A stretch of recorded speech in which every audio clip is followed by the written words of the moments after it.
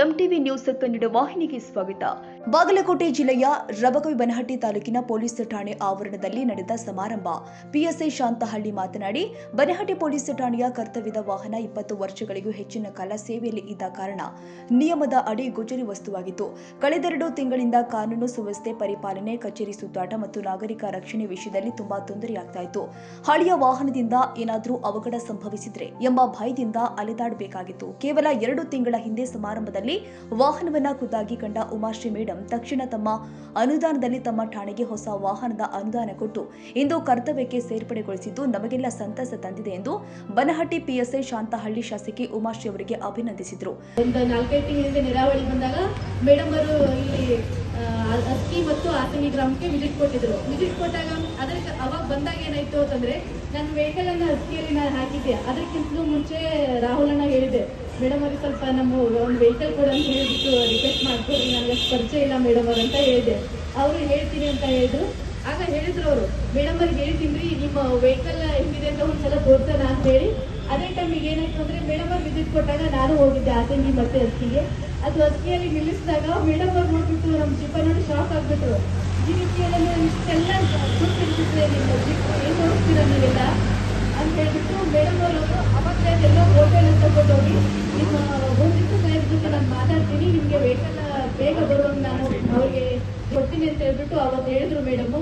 ಅದು ಹೇಳಿದ ನಂತರ ಮೇಡಮ್ ಅವರು ಬೆಂಗಳೂರಿಗೆ ಹೋದಾದ್ಮೇಲೆ ನಮಗೆ ಒಂದು ನಮ್ಮ DPO ನಿಂದ ಲೆಟರ್ ಬಂತು, ನಿಮ್ಮ ವೆಹಿಕಲ್ ಆಲ್ರೆಡಿ ಕಂಡಮ್ ಆಗಿದೆ, 19 ವರ್ಷ ಆಗಿದೆ, ಅದ್ರ KG ಆಗಿದೆ, ಬಂದಾಗಿದೆ, ಅದಕ್ಕೆ ನೀವು ಇಲ್ಲಿ ತಂದು 1 ವಾರದಲ್ಲಿ ನಮ್ಗೆ ಹಚ್ಚಬೇಕು ಅಂತಂದಾಗ ಮೇಡಮ್ ಅವರಿಗೆ ನಾನು ಒಂದು ಫೋನ್ ಮಾಡಿ ಬೆಂಗಳೂರಲ್ಲಿರುವಾಗ, ಮೇಡಮ್ ನಮ್ಮ ವೆಹಿಕಲ್ ಹಿಂಗೆ ತಂದು ಹಚ್ಚ ಅಂತ ಹೇಳಿದ್ದಾರೆ ಮೇಡಮ್, ಅದಕ್ಕೆ ತಾವು ಸ್ವಲ್ಪ ಬೇಗ ನಮ್ಗೆ ಒಂದು ವೆಹಿಕಲ್ ಸ್ಯಾಂಕ್ಷನ್ ಮಾಡಿಕೊಡಿ ಅಂದಾಗ ಮೇಡಮ್ ಅವರು ಬರೀ ಒಂದು ನಾನು ಕಾಲ್ ಮಾಡಿದ್ರು ಕೂಡ ಅವ್ರು ಅಲ್ಲೇ ಬೆಂಗಳೂರಲ್ಲೇ ಇಟ್ಕೊಂಡ್ಬಿಟ್ಟು ಲೆಟರನ್ನ DC ಮೇಡಮ್ ಅವ್ರಿಗೆ ಲೆಟರನ್ನ ಹಾಕಿ ಅಲ್ಲಿಂದ ಲೆಟರ್ ಫಾರ್ವರ್ಡ್ ಆಗಿ ನಮ್ಮ DC ಸಾಹೇಬ್ರ ಆಫೀಸ್ಗೆ ಹೋಗಿದ್ದ ಲೆಟರನ್ನ ಮೇಡಮ್ ಅವರು ನನಗೆ ಒಂದು ವಾಟ್ಸಪ್ ಮಾಡಿದ್ರು.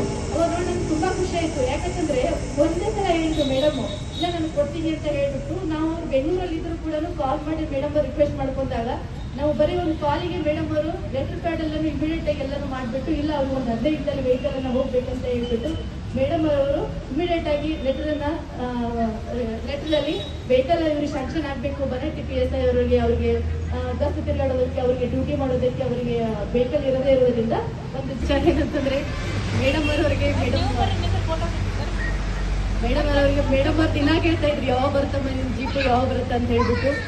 ಇವತ್ತು ಬೆಳಿಗ್ಗೆ ಮೇಡಮ್ ಅವ್ರಿಗೆ ಕಾಲ್ ಮಾಡಿದಾಗ ನಾನು ಇವತ್ತು 2 ಗಂಟೆಗೆ ಬರ್ತೀನಿ, ನಿಮ್ಮ ವೆಹಿಕಲ್ ಅನ್ನ ತಗೊಂಡ್ಬರ್ರಿ, ನಾನು ಉದ್ಘಾಟನೆ ಮಾಡ್ತೀನಿ ಅಂತ ಹೇಳ್ಬಿಟ್ಟು ಮೇಡಮ್ ಅವರು ತುಂಬಾ ಖುಷಿಯಾಗಿ ಹೇಳಿದ್ರು. ಅದೇ ರೀತಿಯಾಗಿ ನಾವು ವೆಹಿಕಲ್ ಅನ್ನ ಮೇಡಮ್ ಅವರ ಆಶೆ ಅಂತಾನೆ ಈ ದಿನ ನಮ್ಮ ಠಾಣೆಗೆ ತಂದಿದ್ದೀವಿ.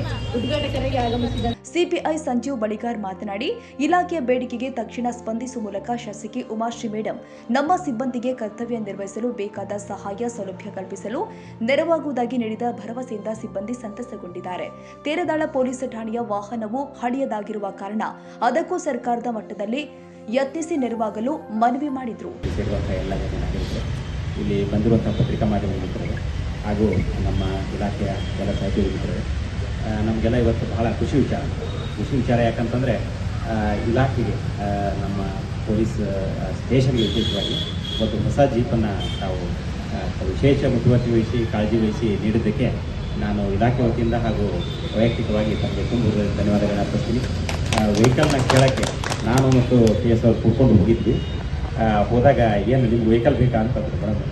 ಇಲ್ಲ ಮೇಡಮ್, ನನಗೆ ಚೆನ್ನಾಗಿದೆ. ಶಾಸಕಿ ಉಮಾಶ್ರೀ ಮಾತನಾಡಿ, ಸಾಮಾಜಿಕ ದುಷ್ಟಶಕ್ತಿಗಳ ನಿಗ್ರಹಕ್ಕೆ, ಕಾನೂನು ಸುವ್ಯವಸ್ಥೆ ಕಾಪಾಡಲು, ನಾಗರಿಕರ ರಕ್ಷಣೆಗೆ ಮತ್ತು ಕೋಮು ಸಂಘರ್ಷಗಳಾಗದಂತೆ ಮುನ್ನೆಚ್ಚರಿಕೆ ತೆಗೆದುಕೊಂಡು ಕೆಲಸ ನಿರ್ವಹಿಸುತ್ತಿರುವ ಅಧಿಕಾರಿಗಳಿಗೆ ಮತ್ತು ಸಿಬ್ಬಂದಿಗೆ ಅಗತ್ಯ ಸೌಕರ್ಯವನ್ನು ಕಲ್ಪಿಸಲು ನಮ್ಮ ಸರ್ಕಾರ ಬದ್ಧವಾಗಿದೆ.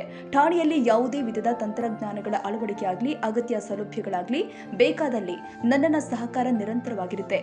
ತೇರದಾಳ ಮತಕ್ಷೇತ್ರದಲ್ಲಿ ಒಳ್ಳೆಯ ಅಧಿಕಾರಿಗಳಿದ್ದು ಯಾವುದೇ ಲೋಪವಿಲ್ಲದೆ ಮತ್ತು ಸಾರ್ವಜನಿಕ ಜನಜೀವನಕ್ಕೆ ಧಕ್ಕೆಯಾಗದಂತೆ ಜಾಗೃತೆಯಾಗಿ ಕೆಲಸ ನಿರ್ವಹಿಸುತ್ತಿರುವುದು ಹೆಮ್ಮೆಯಾಗಿದ್ದು, ಇಲಾಖೆ ಅಗತ್ಯತೆಗಳ ಪೂರೈಸಲು ಸರ್ಕಾರದ ಗಮನ ಸೆಳೆದು ಪೂರೈಸುವ ಭರವಸೆ ನೀಡಿದರು.